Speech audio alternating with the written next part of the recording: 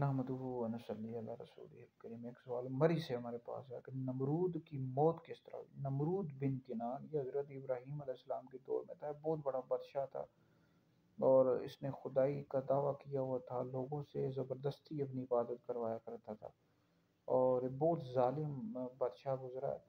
دنیا میں چار بادشاہ ایسے ہوئے ہیں جن کی جو حکومت ہے پوری دنیا پر ہوئی ہے۔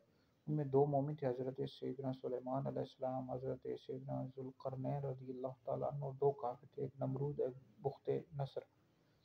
تو بہت ظالم بادشاہ تھا، اور حضرت ابراہیم علیہ السلام کے دور میں ہوا تھا، اور حضرت ابراہیم علیہ السلام کے دور میں تھا۔ اس کی جو عمر ہوئی ہے وہ 800 سال سے زیادہ ہوئی، اور اس کی قوم پر جو اس کے لشکر تھا اور اس پر مچھروں کا عذاب آیا، اور ایک مچھر اس کے ناک میں گھس گیا تھا، اور اس کے دماغ کو چاٹتا رہا۔ اس کے جو لشکر کے لوگ تھے اس کے سر پر جوتے مارا کرتے تھے، اور 400 سال تک اس کے ناک میں گھسا رہا ہے اور مغز کو چاٹتا رہا ہے۔ اس پر یہ اللہ کا عذاب تھا، اور آخرکار اسی طرح اس کی موت ہوئی ہے، جہنم میں گیا ہے، واصل جہنم ہو گیا۔